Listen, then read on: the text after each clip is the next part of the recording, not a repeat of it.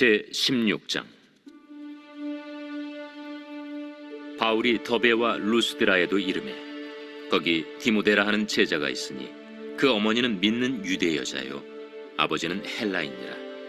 디모데는 루스드라와 이고니온에 있는 형제들에게 칭찬받는 자니 바울이 그를 데리고 떠나고자 할세 그 지역에 있는 유대인으로 말미암아 그를 데려다가 할례를 행하니 이는 그 사람들이 그의 아버지는 헬라인인 줄 다 알미러라.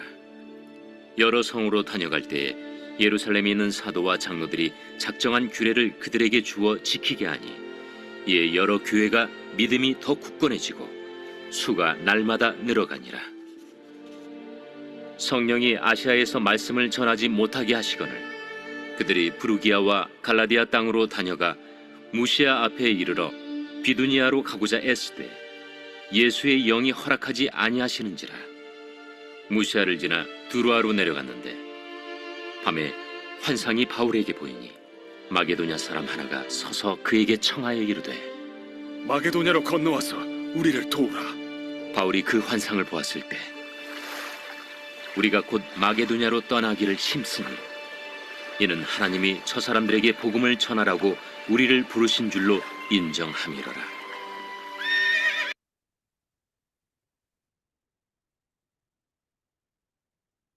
오늘 본문의 말씀은 사도 바울이 2차 선교 여행 중에 매우 중요한 동역자를 만나는 말씀입니다.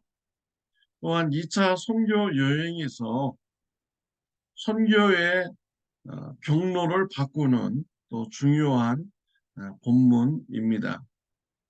바울이 선교를 하다가 루스드라라는 이런 지역에 도착하였습니다. 그곳에서 아주 훌륭한 믿음의 사람을 만나게 됩니다. 디모데입니다. 디모데는 루스드라에서 믿음이 좋기로 소문이 났습니다. 루스드라뿐만 아니라 루스드라 밖으로 20km 떨어져 있는 10마일 넘게 떨어져 있는 이고니온에서도 디모데의 신앙생활에 대해서 소문이 났습니다. 얼마나 신앙생활을 잘하면은 자신의 지역에서 소문나고 또 멀리 20km 떨어져 있는 이런 지역에서도 소문이 날까요? 정말 디모데는 보통 사람이 아닌 매우 탁월한 이런 신앙인임을 알 수가 있습니다. 사도 바울도 디모데를 보자마자 동역자로 바로 초청을 하는 이러한 일이 있었습니다. 그의 아버지는 헬라인이고 또 어머니는 유대인이었습니다. 바울은 디모데를 동역자로 삼았습니다. 그리고 떠나기 전에 할례를 행하고자 하였습니다. 유대인들이 바라볼 때 왜 디모데를 이방인으로 보았을까요? 아니면 유대인으로 보았을까요? 유대 사회에서는 모계 사회입니다. 어머니가 유대인이면 그 자녀들도 모두 다 유대인인 것이죠. 사도 바울이 디모데를 바라볼 때 유대인으로 바라본 것입니다. 유대인들에게 복음을 전할 수 있는 이런 사람인 것이죠. 근데 디모데가 회당에 들어가려면 할례를 행해야 됩니다.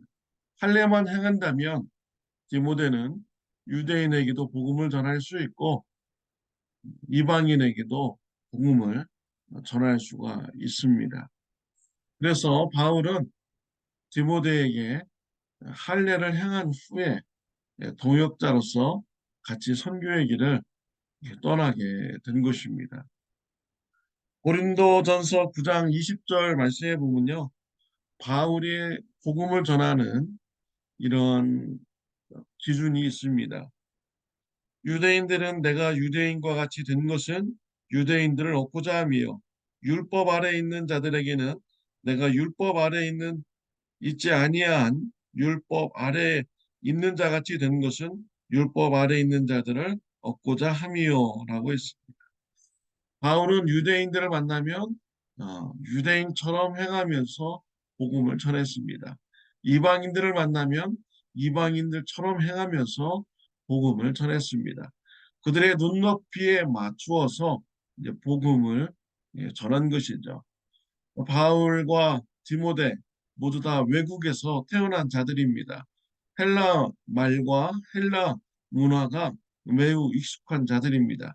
또한 유대인들이기 때문에 그들은 유대 말도 할 줄 알고 또 유대 문화도 그들이 소화할 수 있는 이런 사람들이에요. 그래서 바울과 디모데는 유대인을 만나면 유대인처럼 행동하며 복음을 전했습니다. 이방인들을 만나면 이방인처럼 행동하면서 복음을 전했습니다. 이것이 바울의 그런 선교 그런 어, 기준이라고도 이렇게 할 수가 있습니다. 저와 여러분들도 바울과 같은 방법으로 복음을 전하시기를 바랍니다. 상대방의 눈높이에 맞춰서 상대방의 입장을 고려해서 예수님의 복음을 전하는 저와 여러분들이 되시기를 바랍니다. 또한 디모데와 같이 지역에서 소문날 정도로 훌륭한 신앙인이 되시기를 바랍니다. 사도 바울은 아시아에서 복음을 전하는 것이 그의 계획이었습니다. 그러나 성령님의 뜻은 달랐습니다. 바울이 유럽에서 복음을 전하기를 원했던 것이죠. 성령님은 바울이 아시아에서 복음 전하는 것을 막았습니다.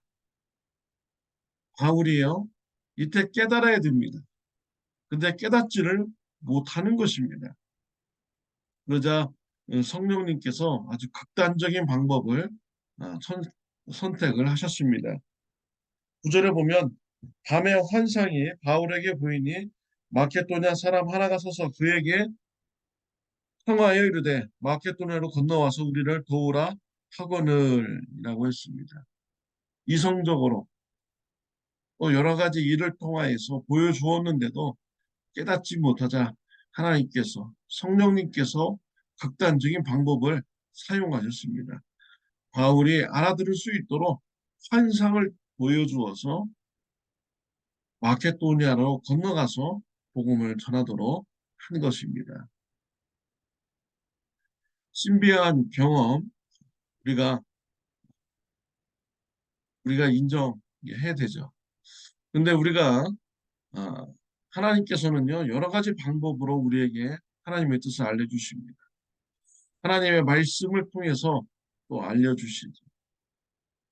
신비한 경험을 통해서까지 알려줄 정도라면 우리가 그만큼 하나님의 뜻을 미리 알지 못했다라는 것도 우리가 염두해 두어야 하는 것입니다.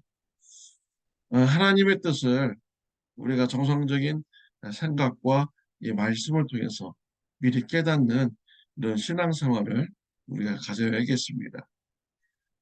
바울은 하나님의 뜻을 알았습니다. 성령님의 뜻을 알았습니다. 자신의 계획을 포기했습니다. 마케도니아로 가서 복음을 전하기로 하였습니다.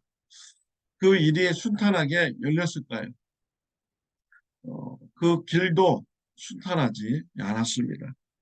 10절 말씀에 보면은 바울이 그 환상을 보았을 때 우리가 곧 마케도니아로 떠나기를 힘쓰니 이는 하나님이 저 사람들에게 복음을 전하라고 우리를 부르신 줄로 인정함이로라.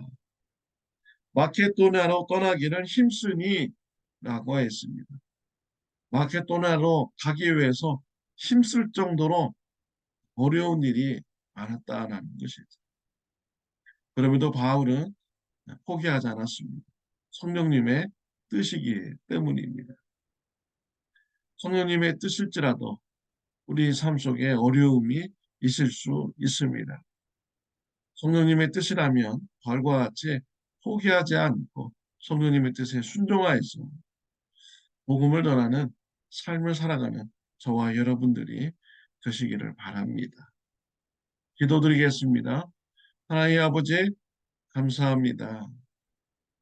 훌륭한 디모데의 신앙을 보게 해주시니 감사합니다. 디모데와 같이 소문난 어, 저희 교회 성도님들이 다 되게 하여 주옵소서. 또한 바울과 같이 상대방의 입장을 고려하면서 복음을 전하는 자가 되게 하여 주옵소서. 성령님의 뜻이라면 내 뜻도 포기할 줄 아는 자가 되게 하여 주옵소서. 성령님의 뜻이라면 어려움도 이겨내고 순종하는 자가 되게 하여 주옵소서. 예수님의 이름으로 기도드렸습니다. 아멘. 오늘은 토요일입니다. 내일 주일 예배를 위해서 기도해 주시기를 바랍니다. 좋은 하루 되시기를 바랍니다.